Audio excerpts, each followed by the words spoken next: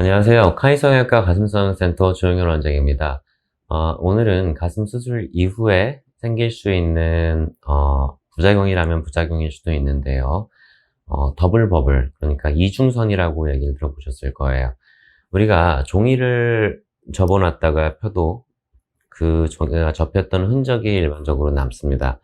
근데 사람 피부도 마찬가지라고 생각하시면 되겠어요. 가슴 밑선이 지나가는 자리가 오랫동안 접혀 있거나 어떤 각도를 유지하고 있었을 경우에 가슴을 재수술을 하거나 보형물을 제거를 하거나 아니면은 보형물을 좀 더 큰 걸로 바꾼다든지 하는 일이 생기게 되는데요. 그럴 때 예전에 보형물이 만들어 놓았던 가슴의 밑선, 그런 자리에 흔적이 살짝 남게 됩니다. 이게 이제 더블 버블의 원인이 될 수도 있고요.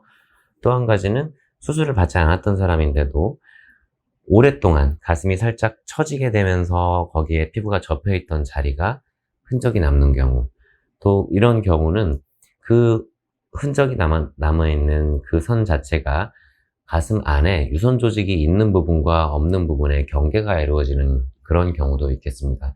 실제로 케이스들을 보여드리면서 어떻게 남는지 좀 설명을 드릴 텐데요. 화면에 보시면 이 환자는 일단은 재수술을 의뢰를 하셨던 환자입니다.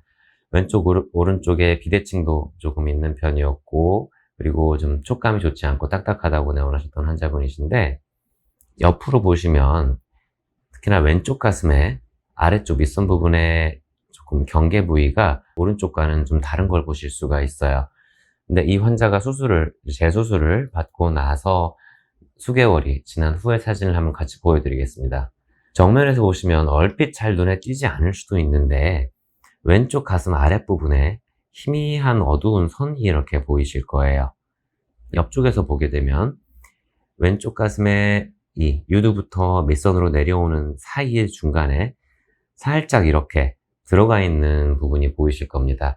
이게 바로 더블 버블이라고 부르는 게 되겠습니다. 예전에 보형물이 몸 안에 들어가 있는 동안에 자리가 잡혀 있던 그 밑선이 재수술 이후에도 흔적이 남아서 눈에 보이게 되는 증상인데요. 단순하게 말씀드리면 완전하게 해결할 수 있는 방법은 없습니다. 우리가 수술 중에 어느 정도 좀 교정을 할 수는 있어요. 우리가 스테이크 고기 덩어리를 그냥 잡고 늘리면 늘어나지가 않습니다. 거기에 이렇게 칼집을 넣어서 늘리게 되면 잘 늘어나게 되는데요. 그와 같은 원리로 수술 중에 안쪽을 이렇게 조작을 해가지고 그 더블 버블, 이중선이 조금 덜 보이게 하는 방법은 있습니다만, 그래도 수술 이후에 이렇게 남는 경우가 종종 있습니다. 또 다른 케이스를 하나 보여드릴 텐데요. 이분 같은 경우에는 이전에 가슴 수술을 받으셨던 적이 없는 환자분이십니다.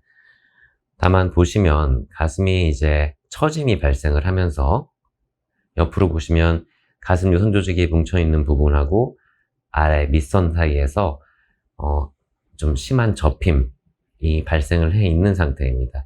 가슴이 좀 큰 상태에서라면은 크게 모양이 이상하지 않을 텐데, 가슴은 아주 작은 상태에서 유선 조직 전체, 유두를 포함한 유선 조직이 있는 부분이 아래쪽으로 하강을 하다 보니까 그 부분이 좀 접혀 있었고, 이 부분이 수술 이후에도 흔적으로 남아있게 된 겁니다. 수술 이후를 같이 보시게 되면 왼쪽 가슴도 이 유두와 밑선 사이에 보시면은 살짝 들어간 부분이 보이실 거고요. 반대쪽 부분도 유두와 밑선 사이의 중간 부분에 살짝 온폭하게 들어간 부분이 보이실 겁니다. 더블 버블, 이중선이 잘 생기시는 특징들을, 그러니까 수술 이후에 잘 생길 수 있는 몇 가지 사항들을 요약해 보자면, 첫째로 유선 조직이 있는 부분과 유선 조직이 없는 부분, 그 사이에 두께 차이가 심하신 분들, 그리고 첫 수술을 하고 나서 아래쪽에 주름이 잡혔고 그 기간이 오래 지나신 분들, 그리고 마르신 분들 중에 유선 조직이 있는 부분이 상당히 많아서 아래쪽에 유선 조직이 있는 부분과 없는 부분 사이를 연결해주는 피하 지방층이 적으신 분들, 그런 분들 같은 경우에는 더블 버블이 이중선이 수술 이후에 잘 생길 수 있다는 점을 알아두시면 좋겠습니다.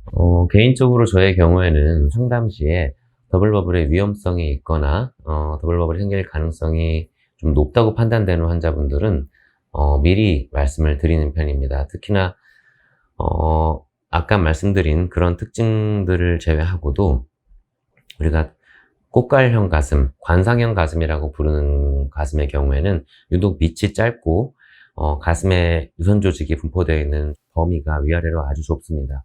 그런 경우에도 흔히 발생될 수가 있기 때문에 그런 것들에 대해서 궁금하시거나 수술 이후에 걱정이 되신다면은 상담을 한번 받아보시는 것도 좋을 것 같습니다.